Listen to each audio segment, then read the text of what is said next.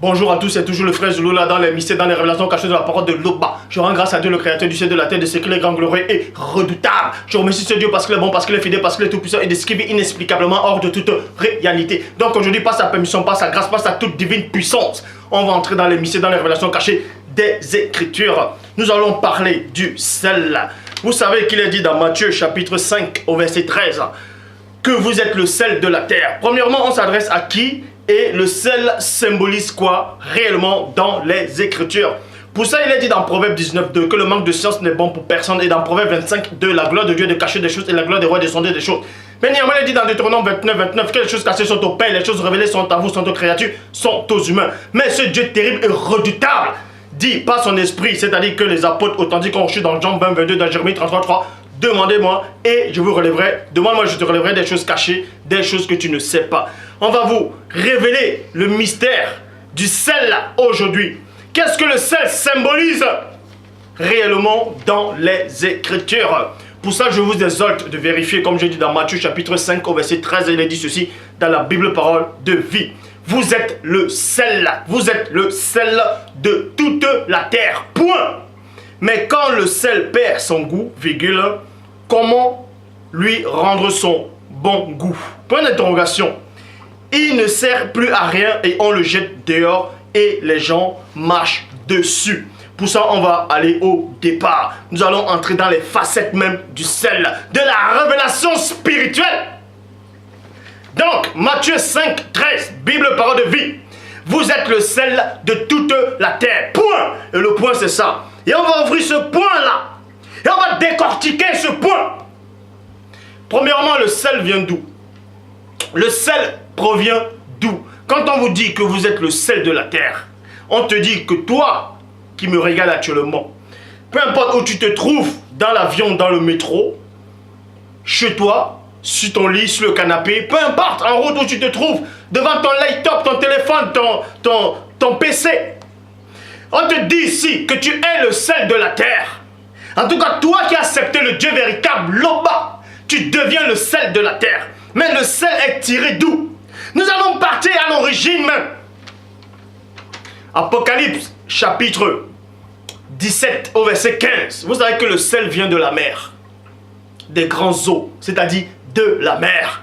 Là, il y a du sel. Mais dans Apocalypse chapitre 17 au verset 15, il est dit ceci dans la Bible français courant. L'ange me dit, encore 2 points, les eaux que tu as vues, virgule, là où se tient la prostituée, ce sont les peuples. Ce sont des peuples, des foules, des nations et des langues. Donc vous apprenez ici que vous avez été tirés des eaux. Vous avez été tirés de la mer. On tire le sel de la mer. On tire le sel des grands eaux. Et ces eaux-là symbolisent les nations, les foules, les peuples et les langues dans le monde. Mais on vous a tiré de ces gens-là. On vous a tiré du peuple. On vous a tiré de la foule. Derrière la foule, il y avait une prostituée qui était assise sur les eaux. Sur cette mer. 1 Pierre 2:9, Bible des peuples. Mais vous êtes une race choisie. Parce qu'on vous a choisi. Le Père Tout-Puissant, dans sa divine puissance, a regardé les eaux, a regardé la mer. Il a vu qu'il y avait du sel dedans. Mais ces eaux-là cachaient la valeur du sel-là. Ces eaux-là, ces nations païennes, cachent votre valeur. On vous critique, on vous rabaisse tous les jours. Mais le Père t'a vu. Loba t'a regardé. Il a vu la valeur que tu avais. Il t'a extrait de ces eaux-là. Il t'a tamisé. Et on extrait le sel des eaux. On extrait ce sel-là de la foule des nations, des peuples païens qui ne connaissent point le Dieu véritable.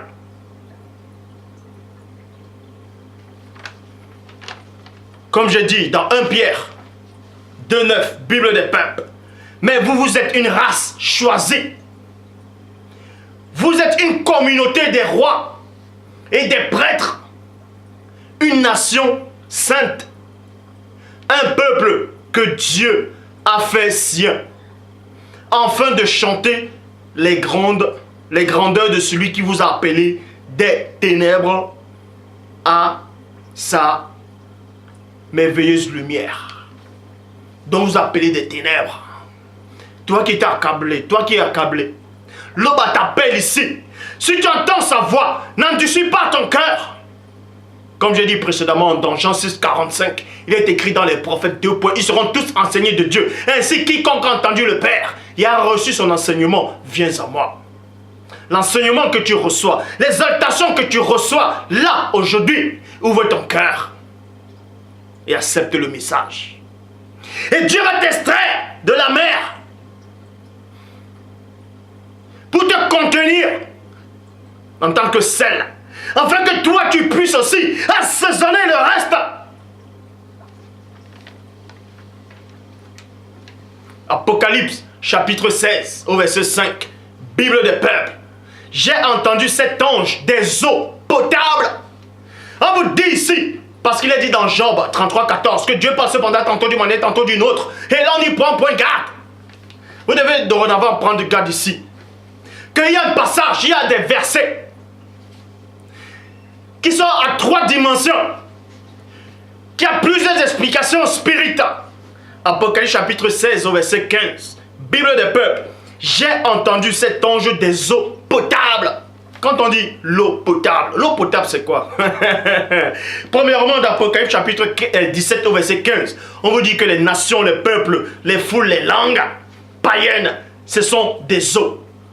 C'est la mer qui environne la terre.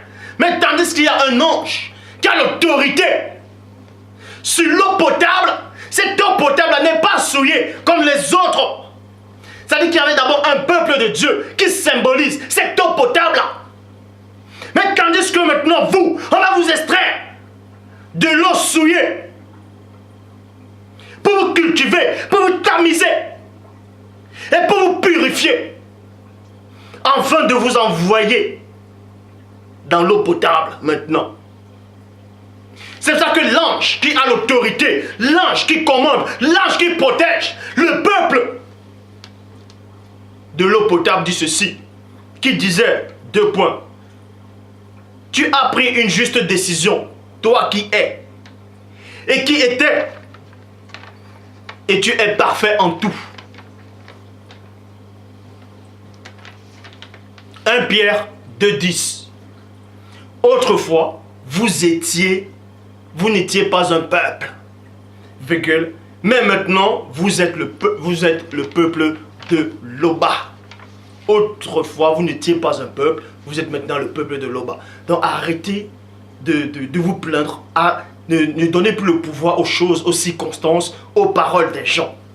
Les gens vous critiquent, vous rabaissent. Ça ne doit pas influencer, ça ne doit pas prendre l'autorité, ça ne doit pas déstabiliser la foi que vous avez au Dieu véritable.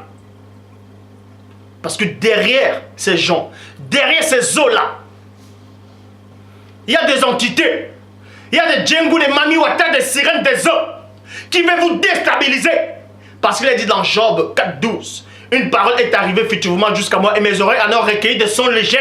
Donc arrêtez de recueillir ces sons-là. Arrêtez d'introduire d'autres évangiles, d'autres enseignements qui ne sont point du Père. Arrêtez d'être déstabilisés à chaque fois qu'on vous parle du monde spirituel. Des fausses doctrines qui sont dans le monde. Il n'y a qu'un seul chemin, une seule vérité.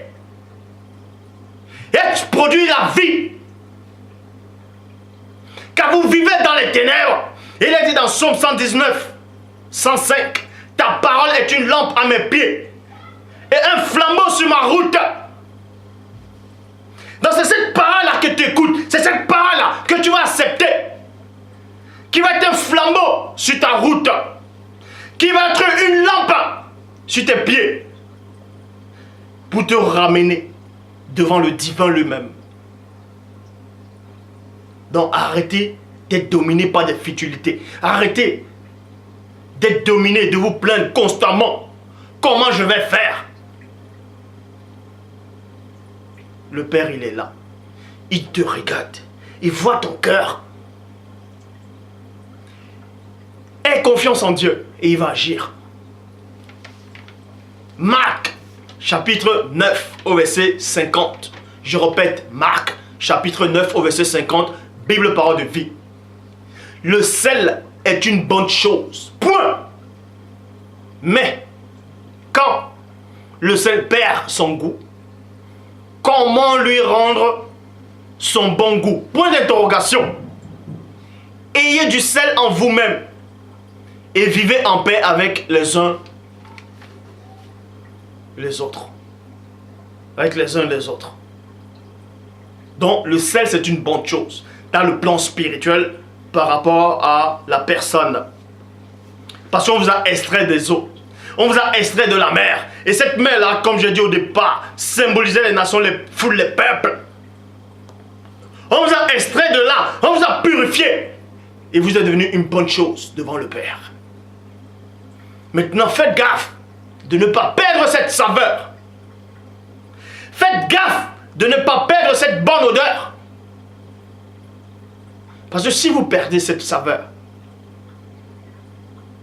comment vous allez être assaisonné, vous? Comment vous allez recouvrir votre saveur? Donc faites attention. Colossiens, chapitre 4, au verset 600. Bible seconde 21. Que votre parole soit toujours pleine de grâce et assaisonnée de sel, virgule, afin que vous sachiez comment il faut répondre à chacun. Job 6.6, je dis bien Job 6.6, Bible des peuples. La nourriture a-t-elle un bon goût sans sel? Point d'interrogation. La nourriture a-t-elle un bon goût sans sel? Quand vous voyez le désordre dans le monde, quand vous voyez des catastrophes naturelles, quand vous voyez des guerres, des gens qui se massacrent pour des religions, alors qu'eux-mêmes ne connaissent même pas le Dieu véritable, ils se tuent entre eux. Vous voyez les gens s'insultent. Ils disent qu'ils aiment Dieu, mais ils s'insultent, ils mentent, ils trichent, ils commettent mensonge sur mensonge, meurtre sur meurtre. Ils sont fades. Vous voyez ces choses-là. Ça vous peine le cœur, ça vous dérange, ça vous range. Et vous dites, si le Père est là, pourquoi il n'intervient pas? Le Père t'a déjà extrait des eaux, c'est-à-dire de ces eaux-là qui symbolisent les nations. Pour que tu deviennes du sel là. Parce que le monde est fade. Les nations sont fades. C'est à toi maintenant d'assaisonner les autres pour que ça puisse avoir une bonne odeur et un bon goût. C'est pour ça qu'il est dit dans Job 6.6, Bible des peuples, la nourriture a-t-elle du goût sans sel? Vous devez vous mettre à la brèche. Mais avant de se mettre à la brèche, avant d'intercéder pour les autres, pour la nation, pour le pays où tu te trouves,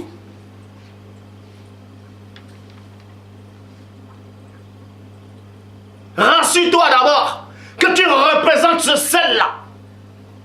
Quand on vous dit, tenez-vous à la brèche c'est quoi? C'est un petit trou. La brèche, c'est un petit trou, comme ça. Et là, représente le monde occulte, les nations, les foules. Et de l'autre côté, représente le peuple. Et la brèche est là. Et on te demande de te tenir au milieu, là, à la brèche. Pour que ceux du peuple ne sortent pas pour aller du monde occulte. Pour que ceux du monde occulte n'entrent pas pour venir vers ceux du peuple. Tu dois te tenir à la brèche. Mais pour que tu te tiennes à la brèche, il faut que tu sois salé. Que tu aies du goût.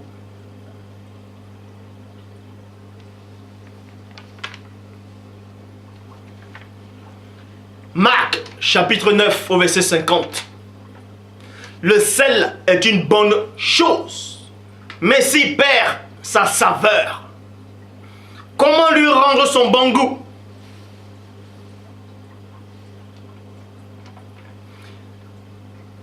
Toujours dans Marc, chapitre 9, au verset 49, Bible du semeur. En effet, chacun doit être salé. Chacun doit être salé de feu. Chacun doit être salé de feu, c'est l'épreuve. C'est l'épreuve. Toutefois, je ne suis pas en train de dire que Dieu met à l'épreuve, mais je vous dis, c'est l'épreuve. Cette épreuve-là vient d'où? Chacun doit être salé par le feu. Traduction Abbé Filion. Car tous seront salés par le feu, comme toute victime est salée par le sel. Toute victime est salée par le sel. Donc faites attention. Faites très attention. Ce sel-là symbolise une puissance terrible. Ce sel-là, c'est un grand symbole dans le plan spirituel. C'est un grand symbole. Donc faites très attention. Parce que si vous pensez que vous êtes déjà devenu du sel pour saler le monde, si vous pensez que vous avez du sel en vous, faites attention de ne pas perdre de cette saveur ou bien d'être figé. Parce que le sel, quand il est figé, il ne sert plus à rien. Soit vous prenez le bloc de sel, quand il est figé, on le jette dans la sauce, dans le soupa kinga, ou dans le gombo chobi, ou dans le taro. Où est la sauce béchamel? Si vous assaisonnez un peu, si vous prenez un bloc de sel bien déjà figé, vous jetez. Soit ça devient trop salé et ça tue la sauce, soit ça ne sale pas.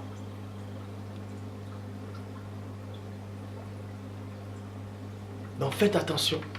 C'est pour ça qu'il est dit dans Genèse 19, verset 26, Bible du semeur.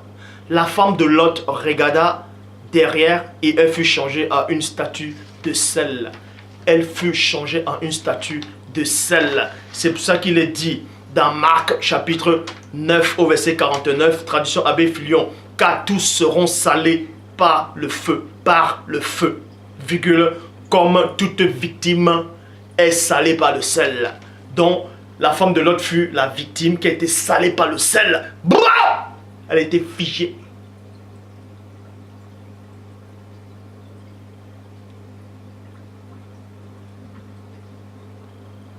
Donc l'exaltation c'est, tiens bon, peu importe les épreuves où tu en te passer, peu importe le découragement que tu peux ressentir, peu importe le doute que tu as,